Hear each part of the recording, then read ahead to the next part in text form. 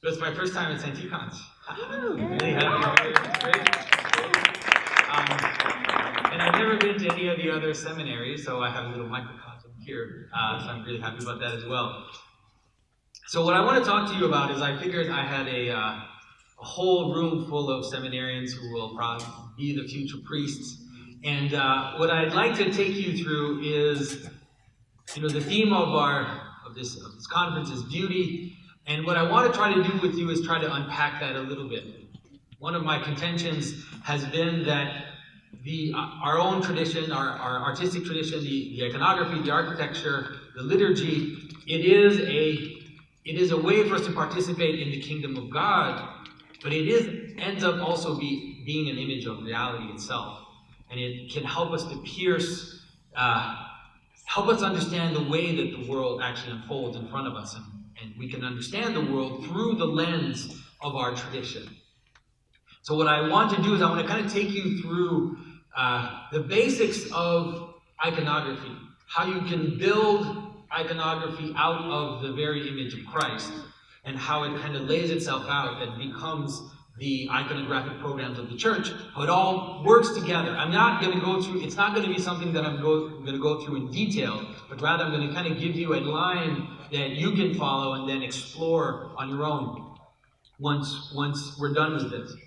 And so, what I want to start with is the deesis. So, most of you will know what the deesis is. The image of the deesis is any image, usually that has Christ in the center, and then we'll have saints on each side of Christ.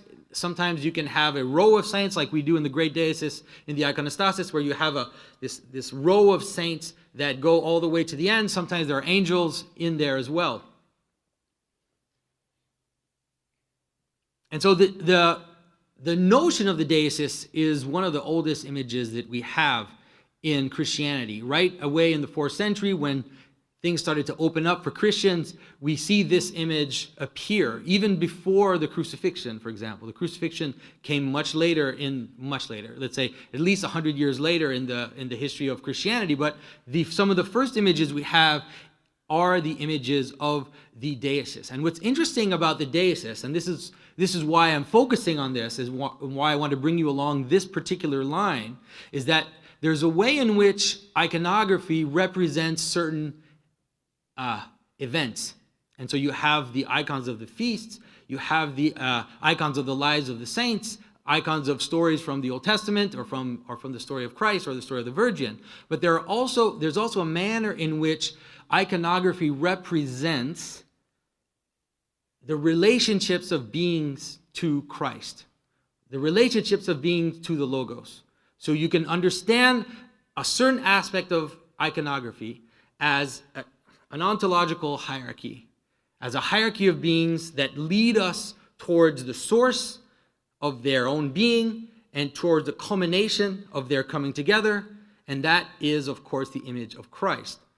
And so, obviously, then, some things will become evident once you start to think about it that way. You're going to start to see why it is that things are the way they are. And sometimes the way things are the way they are, it's so natural, it's so obvious that we don't even think about it. Because it's just obvious to have Christ in the middle, right? Of course we should have Christ in the center. Of course it just makes sense, but it's important to understand it as well, especially in a world like ours, which is so fragmented and so decentered. It's important to understand what is that center and why it is that Christ is there, and how is it that it relates to everything else.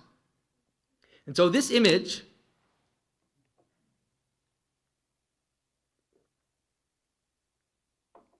is from an apse in Rome, 4th century, one of the first mosaics that we have. So if you look at it, you have Christ, it could be almost an icon today. You have Christ sitting in the center. He is in glory. He is Pantocrator. He's dressed as a noble Roman. Ultimately, he's dressed as the emperor. He holds in his left hand, he holds a book. It could be a scroll. Usually, it could be a closed book, an open book, but he's holding writing in his left hand. And in his right hand, he is gesturing. He is blessing. There are different gestures that Christ makes. But what's important is to understand that he is gesturing with his right hand. Now, this typology already existed in the Roman times. It was something that was already there. In the image of the emperor, you would see the emperor or an important senator or someone who was important in society holding a scroll in his left hand and gesturing with his right hand. And usually it was a gesture of address. So the senator would be addressing the people, and he's holding in his hand this writing. And what it represents is it represents two aspects of reality. And already I'm going to start to point you in that direction. You have Christ in the middle, and then on each side of Christ is representing complementary or opposite or aspects of reality which mirror each other, okay? And that's what we're going to start to see as this whole deisys unfolds. And so the notion of the gesturing with the right hand and holding the book or the scroll was, in Roman legal terms, in Roman power, was understood as what we would say authority and power. And those two aspects were seen complementary, and they would become the basis of all legal systems in the Middle Ages, both in the East and the West. So you have something which is authority. And authority is direct. It's related to who you are as a person. And so, the senators had authority because they were prominent, because they had an important place in society. And then the other side, power, was the actual legal documents which gave the capacity for someone to enact that authority in the world. So you have a direct thing, which is blessing or addressing. And then you have an indirect aspect, which is the written code, the written law, which acts as a guarantee for that which is said or that which is brought directly. So you can see that in Christ, and you can see it in our own experience. The bishop is there, the bishop blesses. That's a direct thing. He is acting with spiritual authority to give unto us and for us to receive from the bishop, from the priest, to receive a spiritual relationship, and that ultimately leads all the way up to Christ.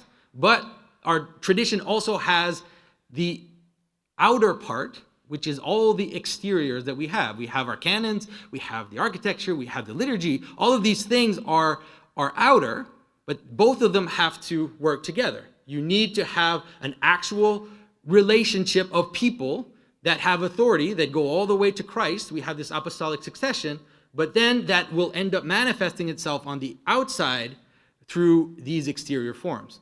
And you need both. If you just have one, if you just have the exterior forms, you have an empty vessel. And if you just have the authority part, you have something which doesn't have a body. Let's say it that way, okay? That lacks body.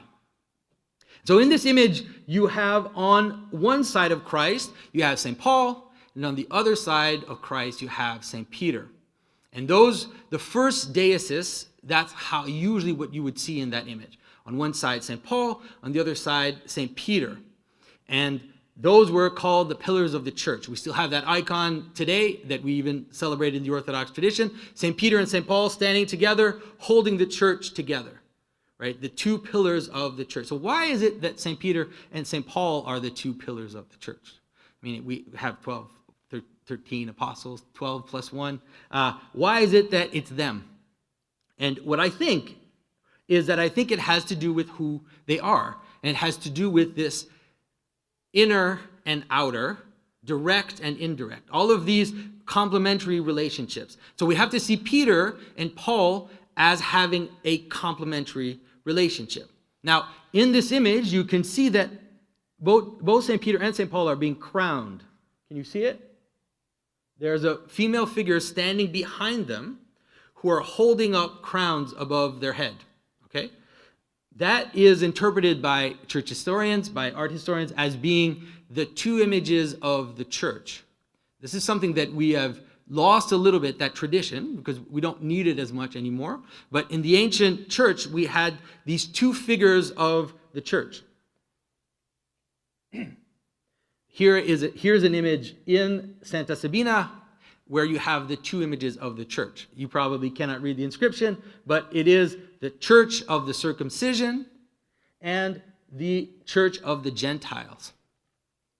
And so St. Peter was the apostle to the circumcised, and St. Paul is the apostle to the Gentiles. Okay, so now think of it as I was trying to explain. Authority and power. The inner direct and the outer. So now again, you have this relationship between inner and outer. You have the Jews who had been the holders of the tradition, and they were the circumcised. They were those that had removed the outside, removed the outer flesh, and just had the core, right? That's the ultimate symbol of circumcision. And then you have now also the apostle to the Gentiles. And once you understand that, if you understand St. Peter as being kind of this inner apostle and St. Paul as being this outer apostle, it's going to help you understand a whole bunch of things about St. Paul. You know, St. Paul, who represents himself as a fool, he represents himself as a shapeshifter. He says, I'm everything to all men. He boasts about his infirmities. There's this whole aspect of St. Paul, which is related to him being, we could say, I'm going to start to talk in these terms now, the left side of Christ. Okay, and St. Peter being what we call the right side of Christ. Because one of the things you have to understand is that image of the deicist is already, right at the beginning, is already an image of the Last Judgment. The very first church decorations, the very first church programs were all eschatological. If you go to Rome and you see the very first churches, you could see like the 24 elders and all of this imagery from Revelations as this bringing us into the final moment, the totality of everything. All right, and in that totality of everything, that's when you get this ontological hierarchy that I'm telling you about. As everything has been revealed, you see everything in its place, right? In its finality. You see where everything goes in the giant puzzle of the cosmos.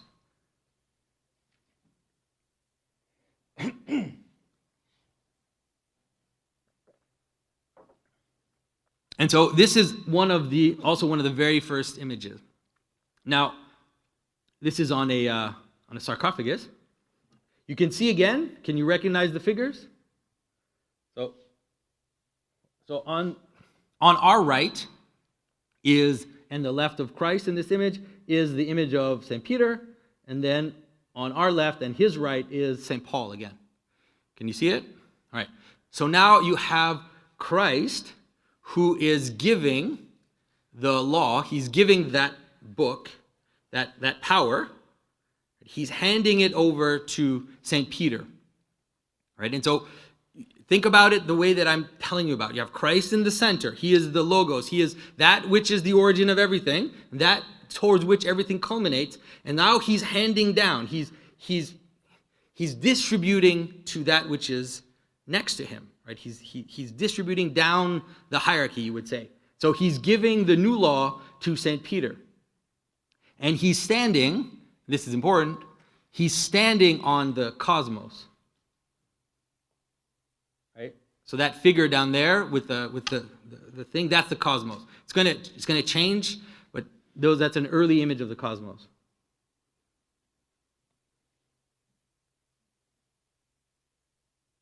I just wanted to show you a few of these.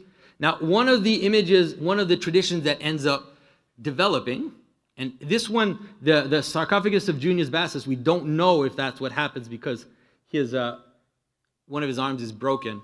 But one of the traditions that ends up developing is the transmission of the keys as well. So you end up having two traditions, a notion that the keys are transmitted, and also that the law is transmitted, okay? And then all of that's going to come together in an image, right? which is this one, which is usually St. Paul actually receiving the text and St. Peter receiving the keys, okay? And it's kind of, you can see it at the beginning, it's kind of bubbling, everything's kind of coming together.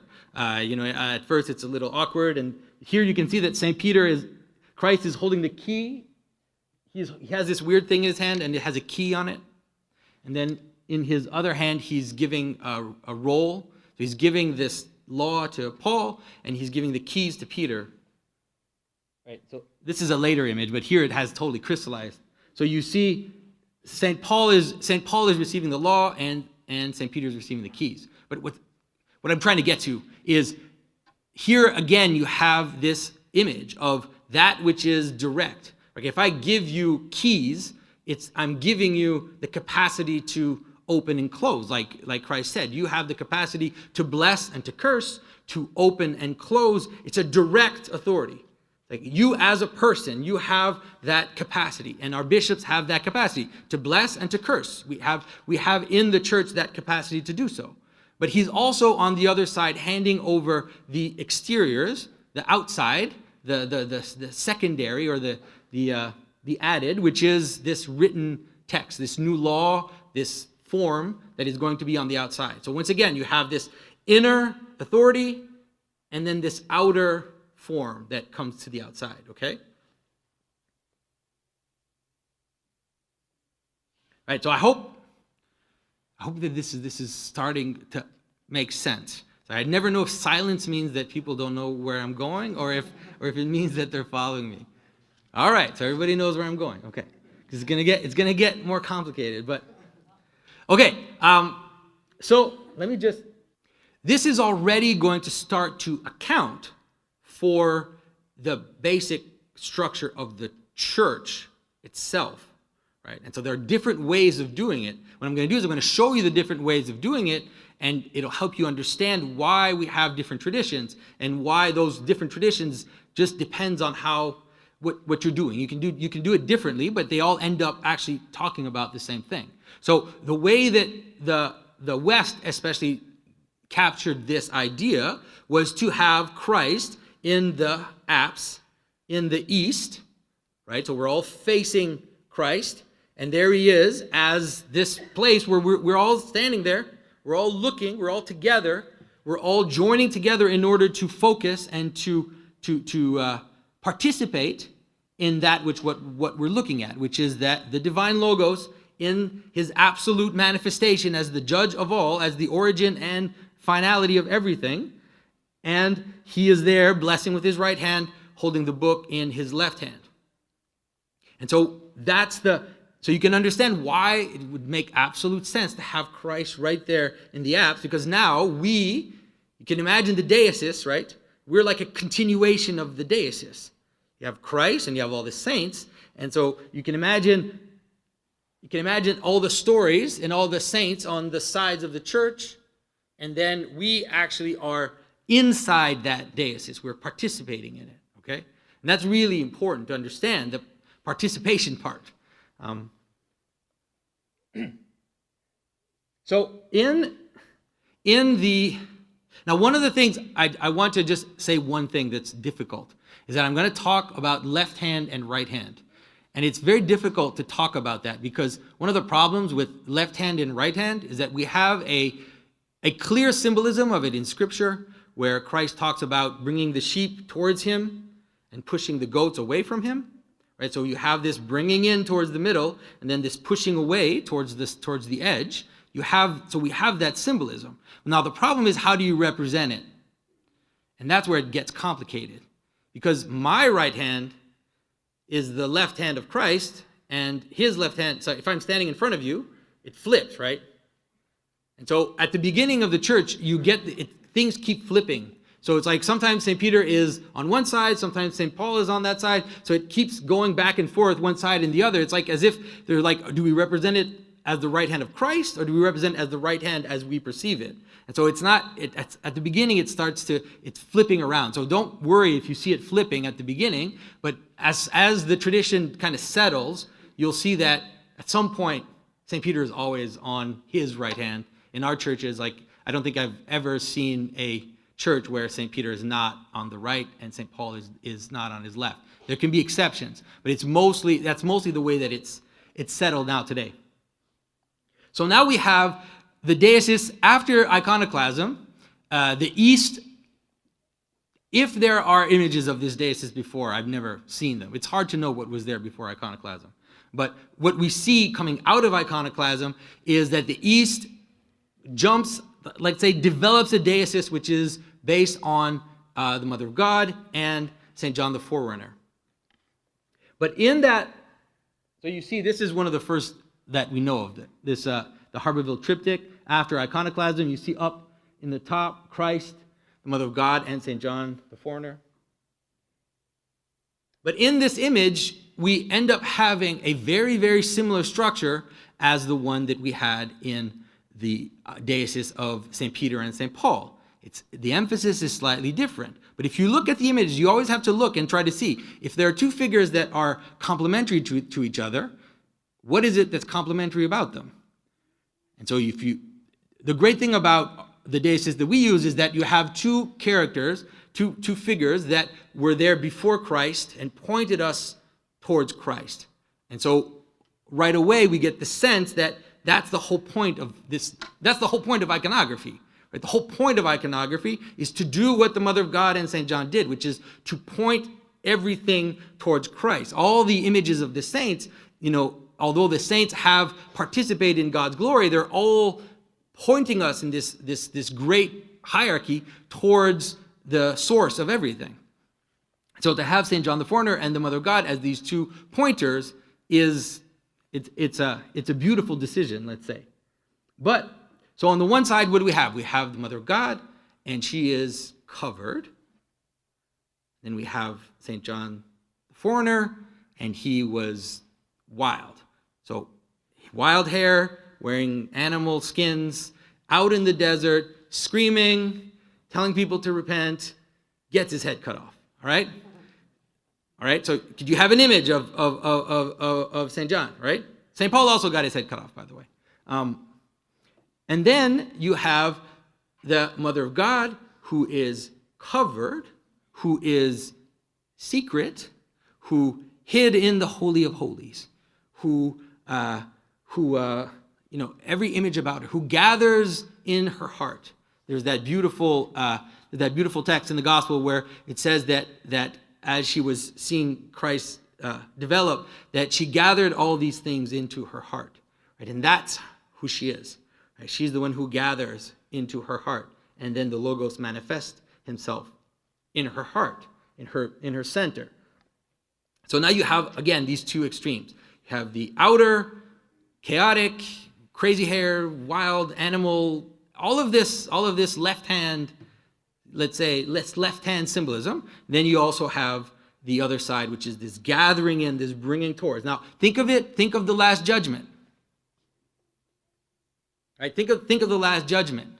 Right? Those are the two movements of the Last Judgment. There's one movement which is come, and there's one movement which is move away. Now, one of the things that I'm contending from the beginning is that we have a manner in which that relationship of come and move away, which is come towards the center, being positive, move away from the center, being negative, but it's not necessarily positive and negative. There's also a way in which coming towards the center can be negative, and there's a way in which moving away from the center can be positive, right? Now, in the case of St. Paul, that he is a fool, that he is a shapeshifter, that he changes his face depending on who he's with, that he boasts from his weaknesses. All of this stuff, you would say it's all negative stuff, but no, Christ turns that negative stuff into glory in St. Paul, right? And so, to give you an example, there's one of my favorite quotes from St. Maximus is where he talks about what he calls the sins of the right hand and the sins of the left hand. And so he says that the sins of the right hand are the sins of pride, of self-sufficiency, that type of sin. And then the sins of the left are, all the passions of the bodies, the sexual sins and all that stuff. That's the sins of the left. And so he says that it starts actually with the sins of the right hand. That at first you get a sin of pride, and then that sin of pride opens the door for all the sins of the left hand to come in. Okay? And so you can see, now, if you take a right-hand character, you take someone like St. Peter, right? What's St. Peter's sin? That's right. That's St. Peter's sin. St. Peter's sin is, I will never betray you. St. Peter's sin, St. Peter, in his fervor is how he falls. In his fervor, right? That's his fall. He says, I will get out of the boat. He's the only one who does it. He's like, I can do this, and sinks. Then he says, I'm going to follow you until the end, and denies. Okay? So, like I said, the right hand is not necessarily always positive. And so you can understand it when I talk about holding the center or coming towards the middle, right? That can be an image of pride if you only hold to your own, right? Because it's our identities that give us pride. We think, it's like, I'm self-sufficient. I've got everything I need. I don't need these other things. So it's like I'm holding into myself, right? And then sometimes God will break that, smash us, splinter us, in order for us to understand that, no, the hierarchy keeps going after you, my friend. There are things above you, and you need to submit to those as well. All right. So here's one of the first images of the Last Judgment. So we have the sheep on the right hand and the goats on the left. And so if I asked you, St. John the Baptist, is he a sheep or a goat? Which one would you answer? It's hard to answer because the goats are negative in the story. But yeah, in terms of his type, in terms of what he is, what he manifests, he is the wild. He's the wild aspect. All right. So now, of course, this comes into us, into our tradition, as becoming the very shape of the iconostasis, right? So we have Christ on his right, we have the Mother of God. On his left, we have St. John the Foreigner. And now, look at this image. You notice how there is the red angel on one side and the blue angel on the other. This is a 6th century image, but we still have that today. Still have that even I've looked at some of the iconostasis here in the chapel and in the church, and you still have that St. Gabriel on one side and St. Michael on the other. So you can see, I just had an image to show you. The red angel at the end of the iconostasis, and then the blue angel on the end of the other end of the iconostasis. So this is complicated because I'm not going to talk about this, but there is also a way in which left hand and right hand symbolism, just like I'm standing in front of you and it crosses like this. Well, you see that in icons as well, where it actually flips. You see it in the icon of the Transfiguration, and you see it in this icon, which is the fire angel is on the right hand of Christ, but the goats are on the left, and the blue angel is on the left hand of Christ, but the sheep are on the right. And so there's this interesting crossing that happens. In the later traditions, you'll see sometimes the red angel, St. Michael, has a sword, right? And then the blue angel, St. Gabriel, holds a lily. All right, now, this structure, this basic structure, so now you're going to start to see that it's everywhere. Because the crucifixion is also that image. The crucifixion has the same structure as the deisis. This is one of the first crucifixions, 5th century. So like 100 years, let's say about 100 years after the very first images started to appear in the 4th century. So why do we show the 3 crosses in a full crucifixion? Because it's in the story, of course. But also because, what are the 2 sides? Right? One side looks towards Christ, and the other side looks away from Christ. So here's one of the first representation, another one of the first ones, where you see on Christ's right, on our right, you have the character who is looking up towards Christ, and then on the other side, you have the character who is looking down or looking away or not looking at Christ. And you see that if you look at later images of the crucifixion, like the full crucifixion, you will see that. You'll see sometimes one is actually turned backwards, different ways of showing that one is looking away and one is looking towards. And you have this image of the thief that looks towards Christ as being the very image of this gathering in. He is the ultimate image of the gathering in because he says to Christ, today, he says to the thief, he says, today you will be with me in paradise. And if you look at an image of the Last Judgment, there are a few figures that we show in paradise. And most usually we will show the good thief in paradise as one of the figures. Not just because he's in paradise, but as the first one to enter paradise through Christ, he becomes an image of the very entering into paradise, of that coming into the holy place. Okay? Now, and this structure, again, is also the reason why we have this. It's the same thing. So you ever wonder why we have that tilted bar on the Russian cross? It's because of that. Thy cross, O Christ, is a balance, right? Because on one side it lifts up and on the other side it casts down. And that's the image of the crucifixion, and that ends up being the image of the cross itself, ultimately. So when I'm talking to you about this aspect, these two sides, right, and you see it as in the very image of Christ's blessing and the book and St. Peter and St. Paul and the red angel and the blue angel and the Mother of God and St. John the Foreigner, you can see that it really is this pattern of how unity and multiplicity exist. It's an image of reality, right? It's an image of how you can have something which is one, which brings us together, but also lets the many exist at the same time. You can think of it this way. You can think of it as breathing in and breathing out. So you have breathing in, breathing out. Christ brings towards himself and pushes away from himself. But the pushing away, like I said, it can be negative, but it's not necessarily negative. It's also a pushing away to go into multiplicity. It's also this pushing away in the sense of sending the disciples out to the ends of the earth, right? That's also this kind of casting away in a positive sense, okay?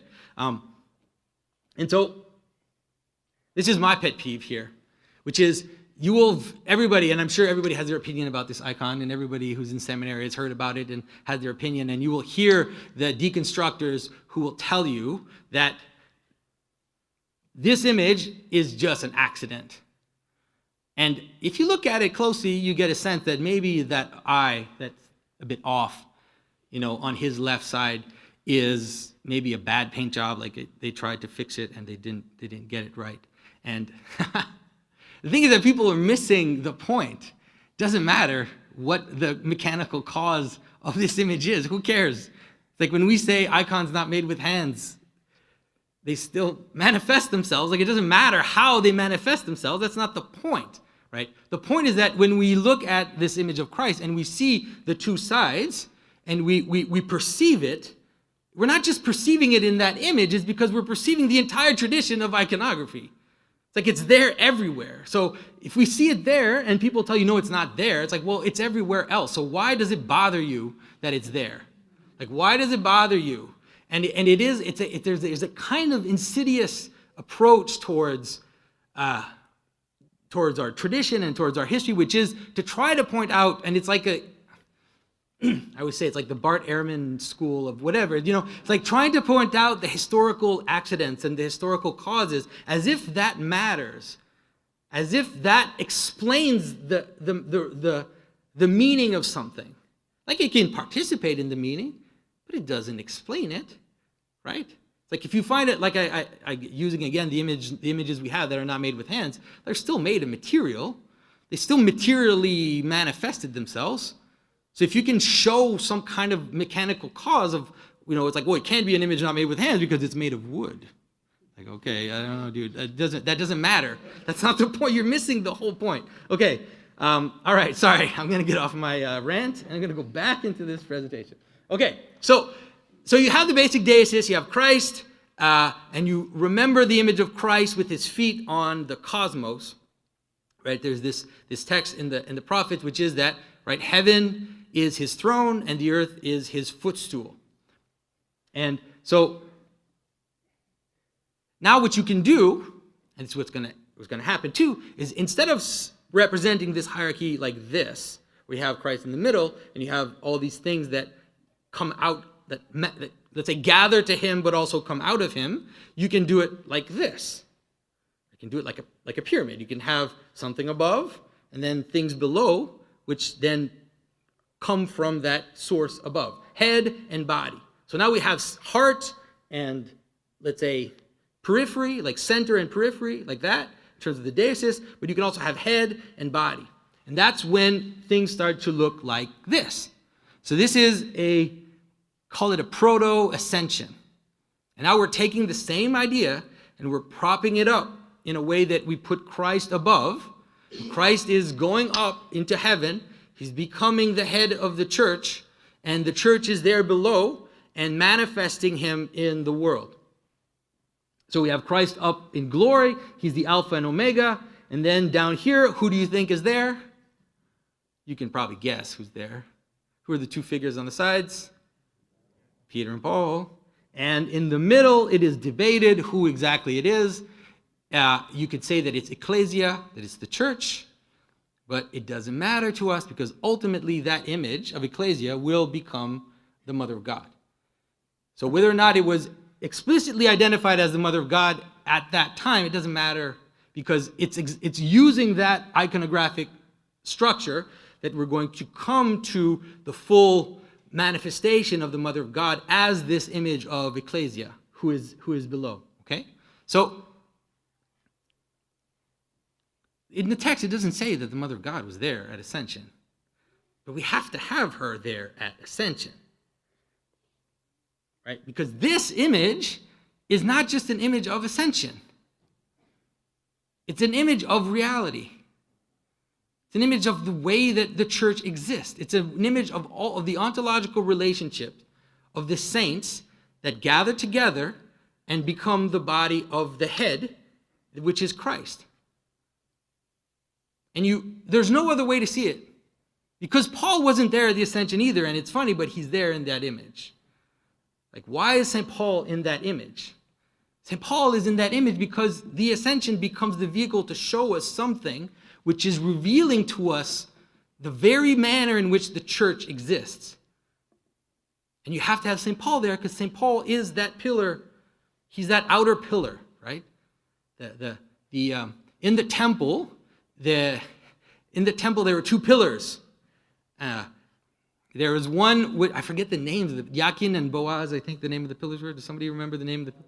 Yeah, so Yakin and Boaz. And one has to do with, let's say, establishing, and one has to do with Boaz, which is who married a foreigner, right? So we don't even know, they don't exalt, like it's funny that he's named Boaz, he's the one who marries this foreign lady. So he is this apostle to the Gentiles. You have the Gentiles on one side and you have the inner Jews in the middle. Like it was there. I mean, I'm telling you about this, but this is there from creation. Say it that way. I particularly like the images of the ascension that have the Mother of God on a footstool. That's the best. Because then you really get that whole image of Christ sitting on his throne, and then you have the body, the earth, which is down below as his footstool, and then he is sitting on a rainbow, which is this dome, right? Is this image of heaven above. Can you see that he's sitting on a rainbow? Yeah. Right. So now what you can do with this, now you have this image, which is a great image. Then you can spread it out into space. Right, let me just, so you can take this image, and you can turn it into this. Right? It's the same image. It's the same thing. The first representations of Christ in the dome were actually representations of the ascension, where you had the disciples and the Mother of God, and then you had Christ in the top. And it was not just the ascension, but it was both the ascension and the eschatological moment, because as the angel said, he will return in the same manner that he left. So to showing the ascension, that's why I'm telling you that image of the ascension, it's one of the best images because it's an image of everything. It really is an image of reality. It's showing us the relationship of Christ to his his church as he is ascending to become the head, but also as he's returning to join fully with his body. So it's also the bride and the bridegroom. It's all of that is going on in this image. All right, so how do you turn it into this? So you have on the lower sphere, you have in the square, which is the footstool, which is the nave. We have this square cross, and then you have the dome, which is heaven, which is the rainbow and all of that. So you have the Mother of God in the apse, who represents for us now how all of this, let's say how the footstool comes together into her, and then above you have Christ in the dome.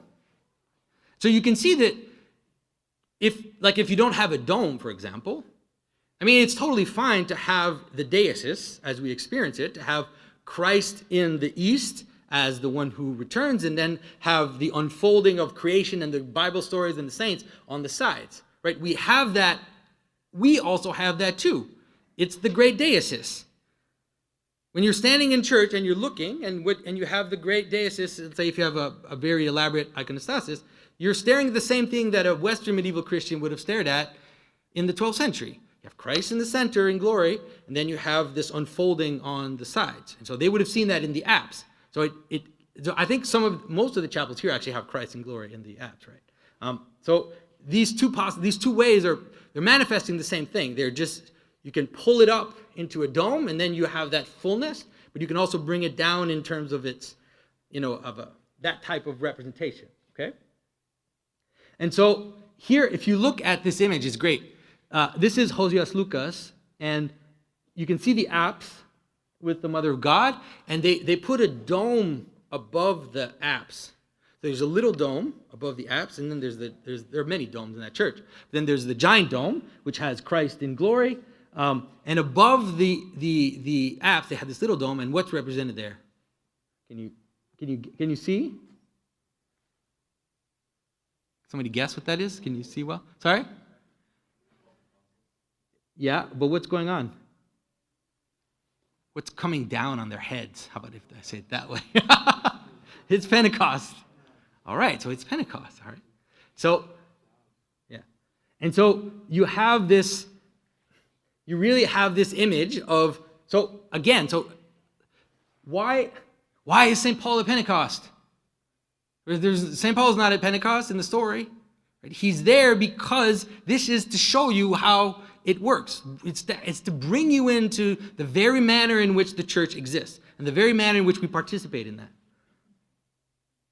So that's why in our icon of Pentecost we have St. Paul and St. Peter that are there to show us. So in this is a little different. Like in this version, you have this idea of the fire of Pentecost coming down onto the church. So if you were there, you would experience it. You have the dome of Pentecost and coming down, and then under the dome of Pentecost, you have the Mother of God, which is there, stand in for all of us, stand in for Ecclesia, and she is there under this whole thing of Pentecost. Now, in our icon of Pentecost, we have the other figure. Remember, we have the Mother of God as the right-hand figure in the sense of bringing everything together. But in our icon of Pentecost, we have the left-hand figure. We have the old figure of Cosmos in the dark. So now the other image is showing us how Pentecost is this descending of the Holy Spirit into the communion of the saints. And this image is showing us how ultimately this goes out into the ends of the world. The early images of Pentecost actually had a crowd in the image. They had a crowd of foreigners.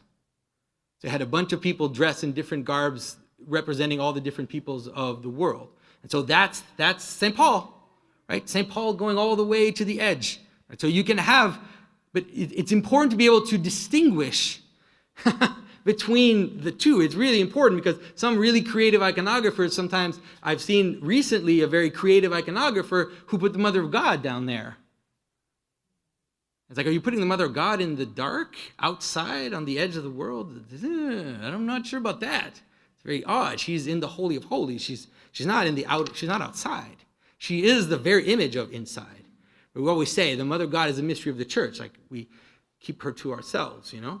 All right. So a few more. Is anybody keeping time on me? Am I good? All right. Okay. All right. So this is my last image, just to show you how all this can come together in different ways. Doesn't always have to be exactly the same. So here is, you could say, how reality is manifested in the crucifixion. And to have the crucifixion as the image of everything, because it is also, the last judgment is already there in the crucifixion. That's one of the reasons why we have the good thief and the bad thief, is to help you understand that in the crucifixion moment, everything was accomplished. Even the last judgment was already accomplished in that moment, right? And so you have Christ above, you have this image of the crucifixion at the very top of this hierarchy of images. And now it's almost, you have to kind of imagine it as if in the crucifixion, all of this is happening. Like the image of the anastasis, which we see underneath of Christ going down into death, that's in the crucifixion image.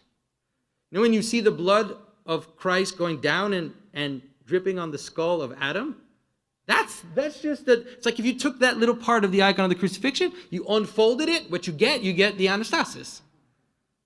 So it's already packed in there. And we just open it up and you can, yeah.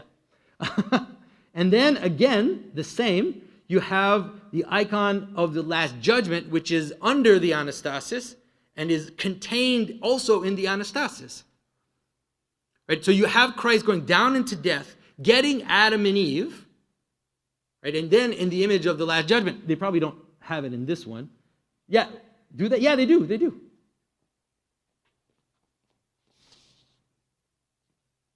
So he comes into death, he takes Adam and Eve, he brings them to the last judgment, and there they are in the last judgment, right? And they're the stand-ins for us as well. So all of this is gathered, brought into the image of the cross. And so what I'm trying to help you to see is that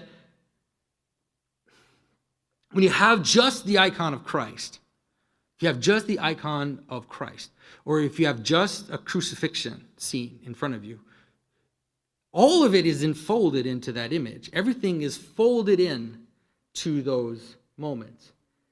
We can unfold them, and then when we unfold them, we get this glorious, beautiful panoply of images that we fill our churches with.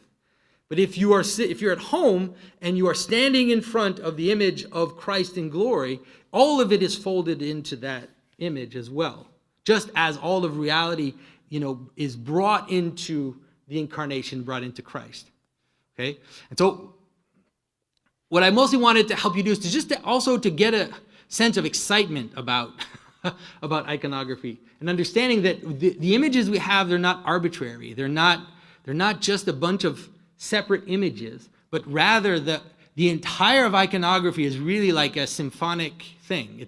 It is all the images take their meaning from each other and reflect each other, and they come together in a kind of communion is the only way to say it. They all come together into a kind of communion to help us enter into the life of Christ, just as we do hopefully the same when we're together, when we're singing, when we're worshiping, when we're loving each other. All of this is this image of how all of creation is brought together and held in Christ. So hopefully that was helpful for you guys to get excited about iconography. And as you become priests in your parish, I encourage you to take it seriously and to take iconography seriously. So I'll say thank you. And if anybody has any questions, I think we do have time for questions? Yes. All right. So if anybody has any questions, go ahead.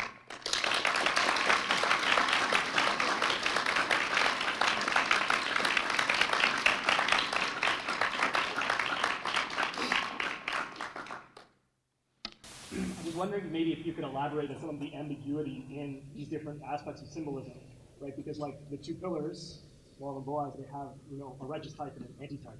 right? The left and the right hand, the same thing. And so sometimes people who are not so schooled in semiotics, they make a very simplistic assessment of, one symbolic element here. I mean, I was, a good example of this is the eye. You all see, you go into work, like I was in the Holy Land. I'm at the Mountain of Temptation, and there, you all see it. Their eye. Yeah. And I'm trying to explain to somebody who I'm with. Well, no, it's not Freemasons. And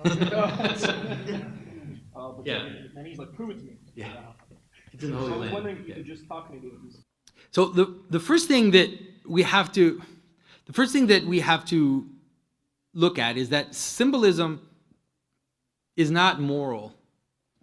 That's the only thing I can say, is that the way in which reality exists is not moral in the way that we tend to see moral in the sense of this is good, this is bad, this is good, this is bad. Like everything in creation is good if it's in its proper place.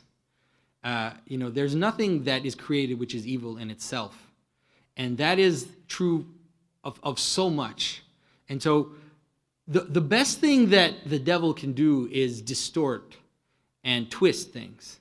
But usually if you're attentive, you can also flip it back and you can bring things back to how they should be. So the best example is upside down cross. What's that? Is that satanic?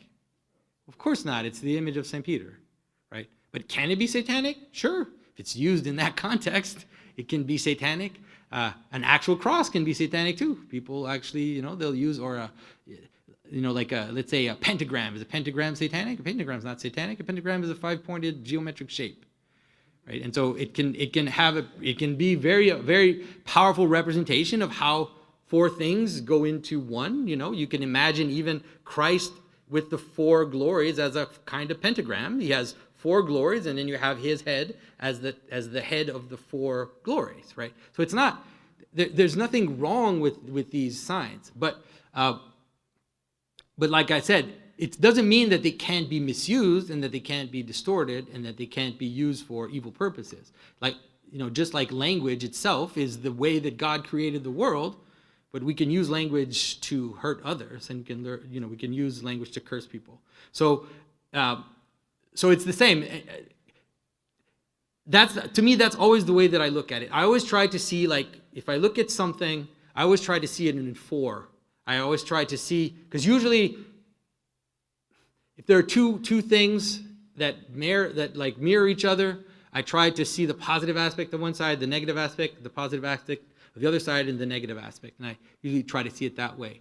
And I think it's helpful because, it's like the left hand, for example, is usually sinister. It usually is represented in terms of casting into hell. I mean, you see it in the Last Judgment. It's casting into hell. But then, okay, so why is St. Paul always on Christ's left? At some point, St. John the Foreigner, it's like at some point you also have to be able to see that if you ignore the positive aspect of it, then you're actually going to miss an aspect of reality, and it's just going to be blindly in front of you. You won't even be able to understand it. All right, and somebody else, yeah? Been listening to you for a few years. I just want to say you're even more fun in person. Thank you. That's it. Thank you. Question from the beginning, there's the image of the church of the circumcised and the Gentiles. Since you're a patterns guy, I want to ask. It seems to me that in contemporary Orthodox that we've actually continued that pattern. If you look at like the ethnic, the ways in which if you're Russian or Serbian or Greek, you're a child of Orthodoxy, and then you can be a Gentile if you're like myself brought in as a convert. So I almost wonder if there's a way that symbol, you would see how that symbolism could be useful.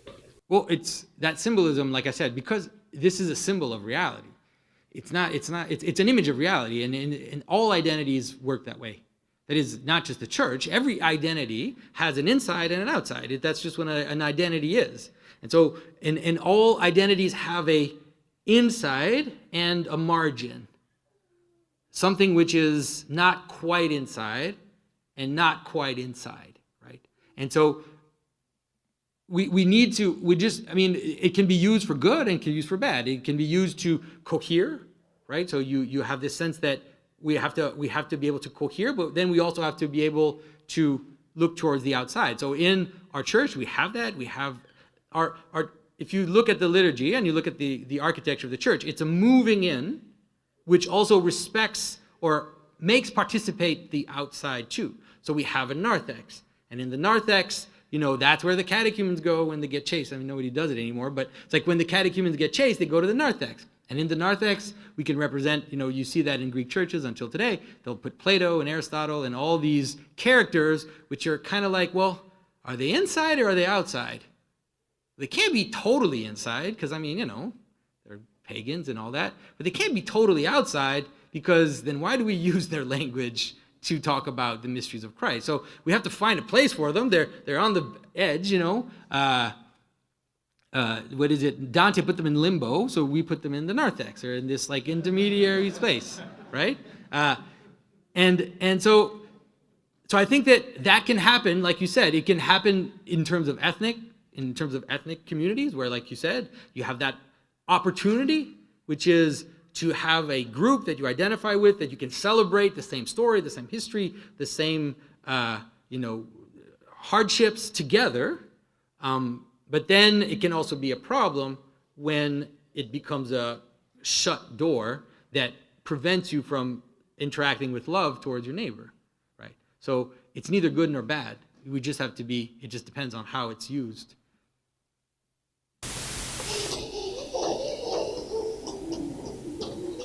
So I have, in a lot of these practices of older, particularly here, and I'm just touching sort of how did the images of the basis of Christ with the beard derive from images of Christ as a young man or shepherd that we see in very, very early iconographical depictions, and to what extent does that change derivative of a Greco-Roman tradition of Zeus, and specifically Zeus as kind of a figure with sort of power and authority? Okay, so she asked about the fact that in the deicys, or in our tradition now today, we represent Christ with a beard. And if you look at the older images in Rome, especially, you saw Christ as a young man, as a kind of young kind of ideal Apollo figure. And so she asked, how does that change happen, or why did it happen? And does it have to do with Zeus and what? And the powers?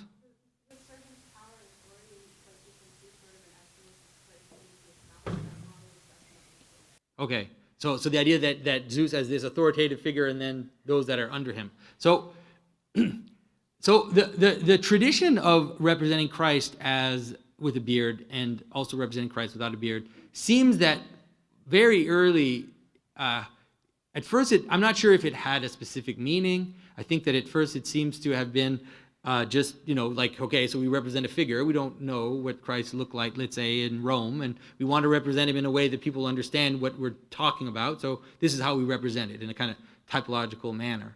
But quickly it actually came, I think, to have meaning. If you go to Ravenna, there's a church where on one side of the church it's all images of Christ without a beard, and then on the other side of the church it's all images of Christ with a beard. It's like, that's obviously not, like, Justinian isn't an idiot. Like, they didn't do this just arbitrarily. This obviously has some kind of meaning, okay? And so the way to understand it, I think, and what it's come to mean in the Orthodox tradition, is that the beardless Christ, which we still have, it's not true that we don't have images of beardless Christ. We have the images of Christ Emmanuel. We have the infant Christ, right? And then we have images of Christ with the beard as the adult, represented as this kind of inglorious figure. Even when you see in the images of his life, he's dressed as a senator. Obviously, Christ was not dressed as a senator when he walked through Galilee, but we represent him that way in order to show us something about who he is. And so I think that the way that it's come to mean, this is really an interpretation, is that we show Christ implicit in terms of a child. So we show Christ, the idea of the logos hidden in the world, or the logi that are hidden in creation. That's why we show Christ born in a cave, all of this imagery of this hidden aspect of Christ. What is it? Logos spermaticos, like St. Justin talks about, the idea of the logos hidden in creation. And then we have the logos was fully revealed and fully manifested. So when we show Christ the way we do it with the beard, we're showing the Christ, the returning Christ, even when we're showing him in his life. So if we're showing him at the wedding of Cana, we're still showing him as the returning Christ in full glory.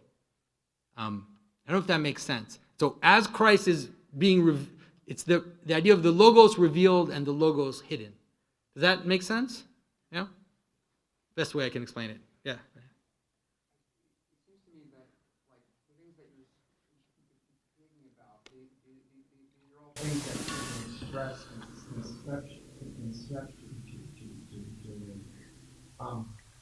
and they're very compelling as ideas. But I wonder, why is it important that, at least in the context of what you're speaking about, why is it important that we represent these things artistically? And we're not just articulating these things as abstractly. Yeah. Why is it important that we're seeing this? Okay. Yeah, so Benedict asked why, because we can express these things conceptually, we can explain them and talk about them with ideas. So why is it important that we represent them artistically? Why is it important that we have them as images? And I think that there are few answers. The best answer would be participation. That's the best answer, is that the church is participative. The church is not just sitting and thinking about things. And so the image is something you have to, it has a place in the world. It's taking up space, and it's reflecting light from the world. It's participating in creation in a very bodily sense.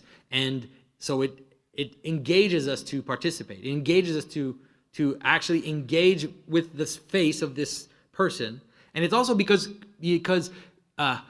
Christianity isn't a story of ideas, right? Christianity is a story of incarnation. And so it's not, so when I say, let's say that the left hand or right hand and all this stuff, it's like St. Paul is manifesting that to us. He's making it real in the world. And that's what we have to do. We can't just think about it. We have to incarnate the principles that ultimately, let's say, originate in Christ. We have to manifest them in the world. So to me, that's what it is. Like, it has to come down to us, and we have to participate in it. Maybe that's the... So going back to the left hand imagery,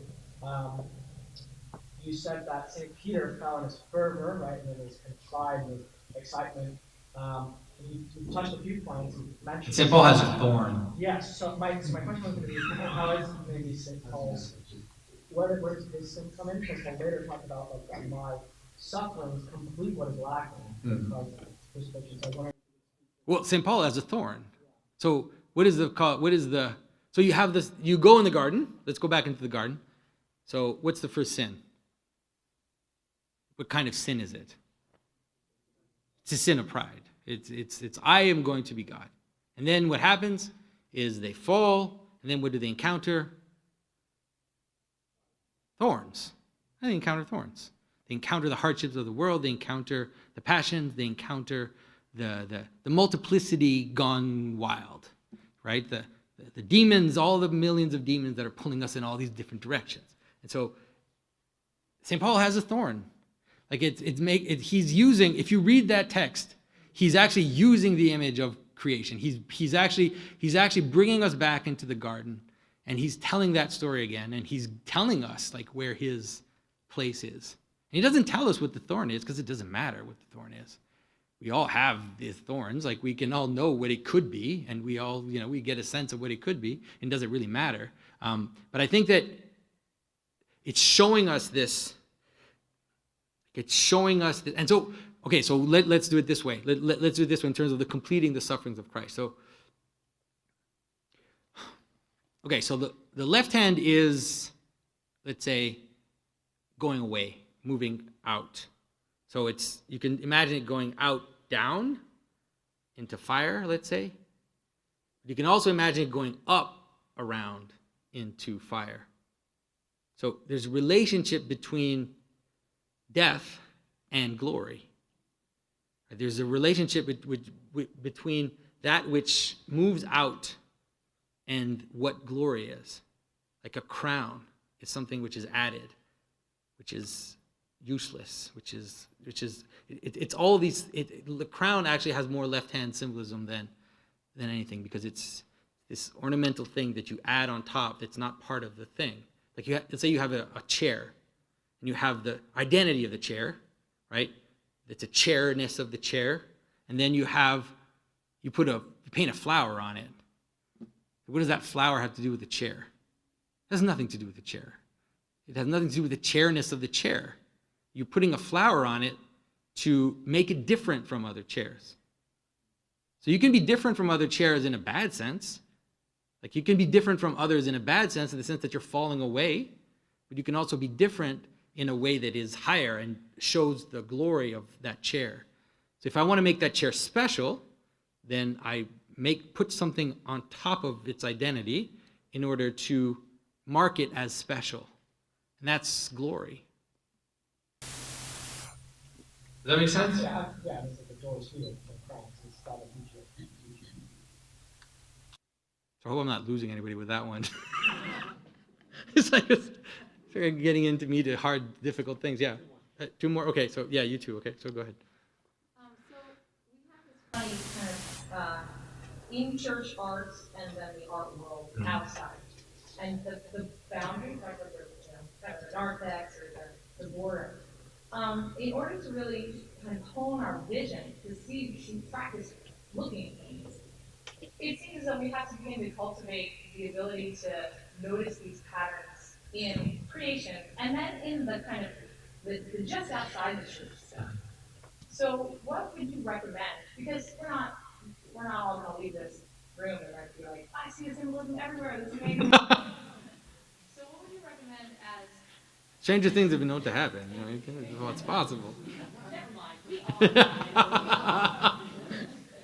all. So what would you recommend as kind of further reading to read the symbolism? I don't imagine like the unpacking the meaning behind images as though the images themselves are. But in art, outside of liturgical art, in order to kind of strengthen this muscle.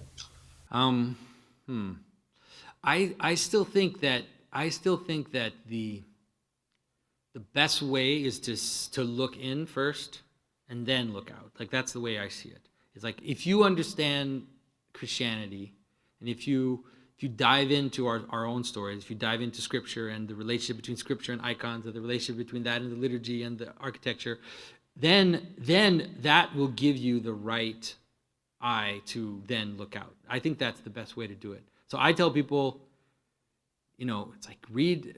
I always point people to the same books of the fathers. These are the key. I'm telling you guys. So St. Gregory of Nyssa, Life of Moses. That book has everything in it. If you're attentive, you read just the second part. If you know the story of Moses, you don't even have to read the first part. Read the second part. That book has everything in it. It's one of the shining jewels of our tradition.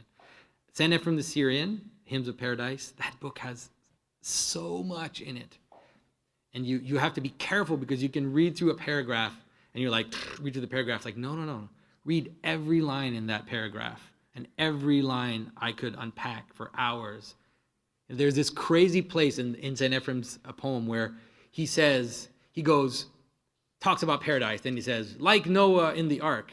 Then he says, like the tabernacle, like Moses ascending the mountain. And he just goes, dun, dun, dun, and he just names them one after the other. And if you're attentive, it's like your mind's going to explode, because he's basically taking all Scripture and he's saying, you want to know what paradise is? You want to understand it? Here, I'm going to tell you, and I'm going to give you all the images in Scripture that have the same pattern as the pattern of paradise. And he just knocks them out in like one paragraph, and you go crazy. So I think St. Gregory of Nyssa, St. Ephrem the Syrian, and I think St. Maximus, in terms of the theory, in terms of understanding the manner in which the logi come together, and the manner in which that is also us coming together in love, how that all fits, becomes like a worldview that you can live in. I think St. Maximus gives us the key to that. And then after that, I mean,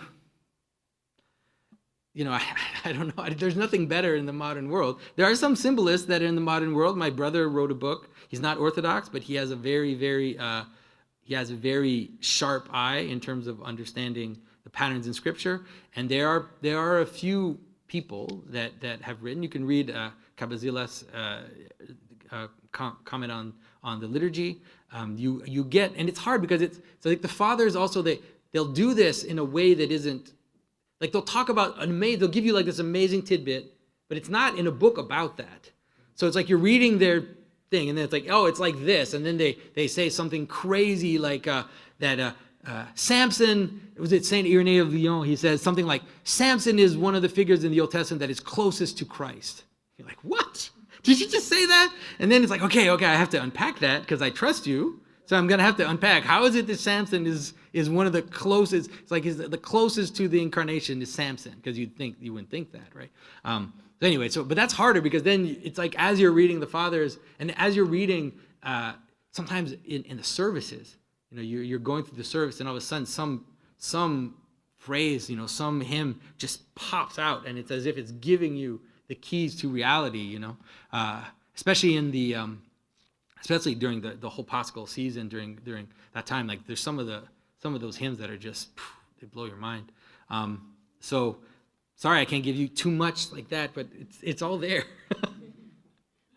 All right, one last one. So thank you for your presentation. One of the things that I find interesting with presentations is like there's so much cool stuff, and then like some of us are going back to parishes that are like dentist offices.